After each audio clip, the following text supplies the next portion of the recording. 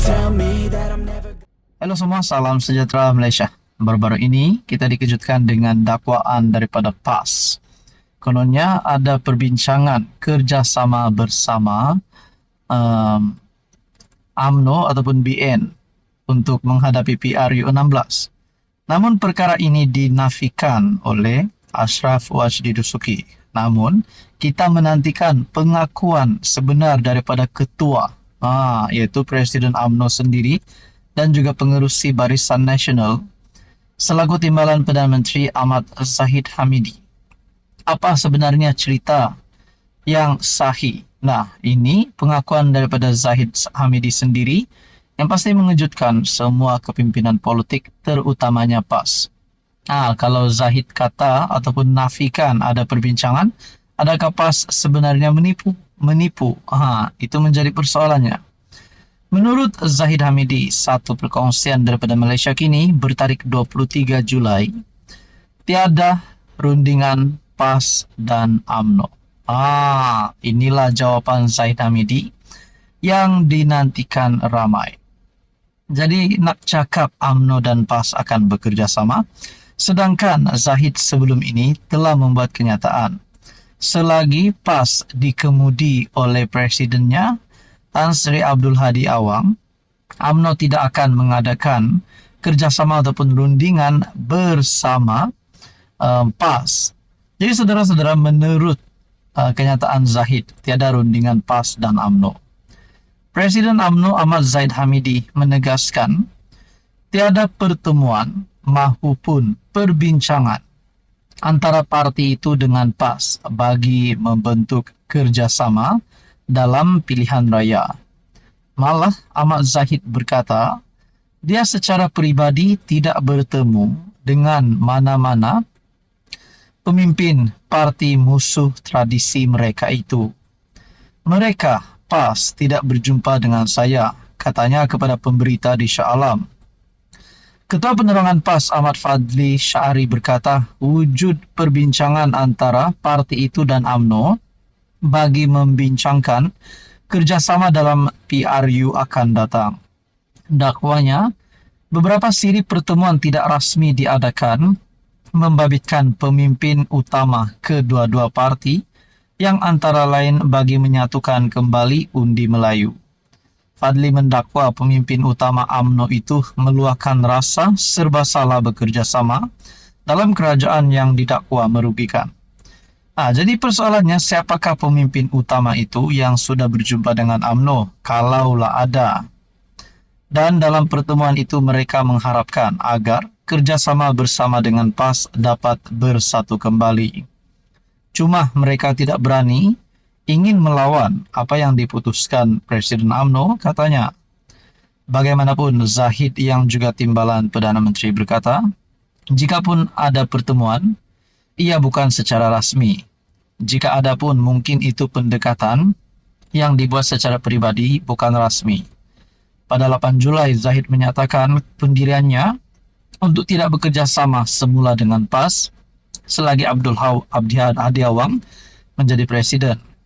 Katanya, dia berpendirian demikian susulan kerjasama sebelum ini dalam Muafakat Nasional dikhianati oleh PAS. Saudara-saudara, berkaitan dengan isu ini, apa komen Anda?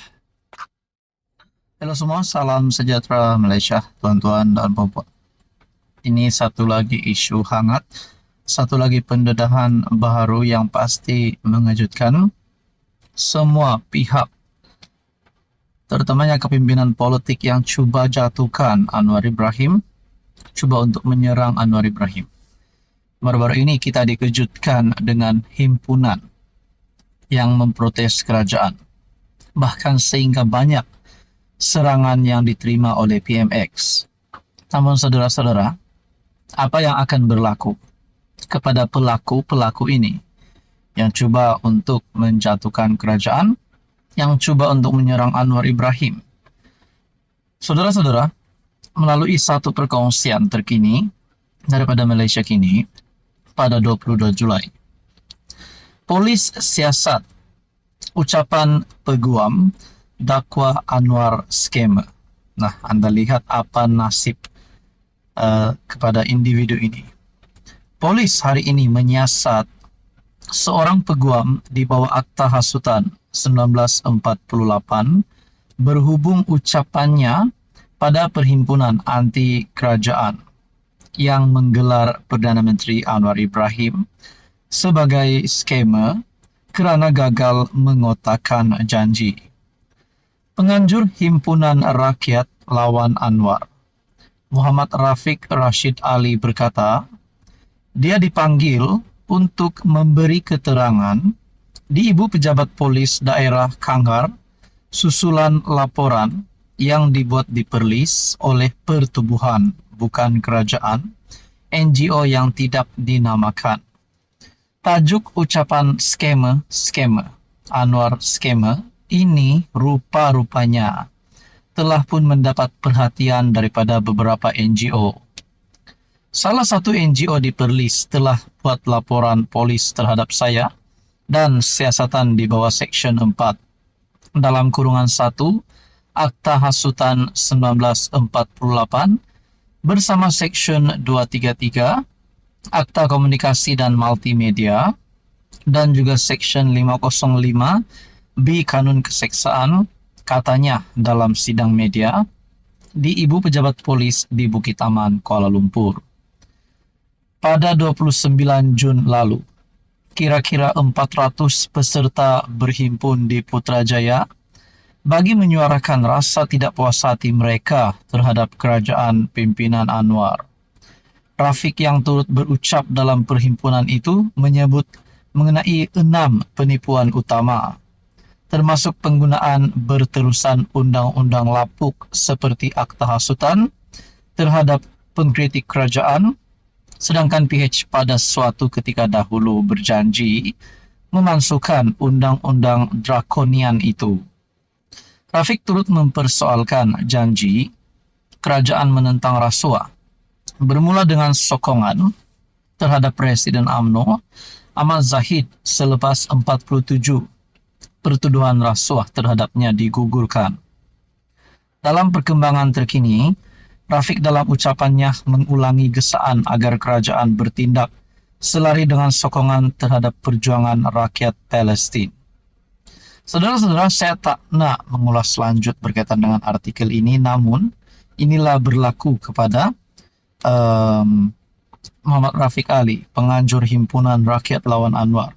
Polis akhirnya menyiasat ucapan peguam yang mendakwa Anwar sebagai skamer.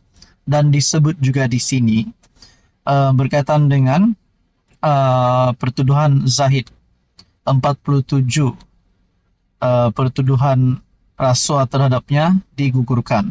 Jadi adakah ini akan memberikan sedikit sebanyak impak yang buruk kepada kerajaan? Adakah Zahid berisiko untuk pengguguran 47 pertuduhan terhadapnya untuk ditarik balik? Adakah Anwar akan letak jawatan, ditumbangkan? Namun saudara-saudara, perkara itu tidak relevan. Berkaitan dengan Anwar ditumbangkan, itu tidak relevanlah untuk masa terdekat ini. Jadi tuan-tuan dan puan, apa komen Anda berkaitan dengan isu ini? Sekian saja, teruskan bersama di dalam channel ini.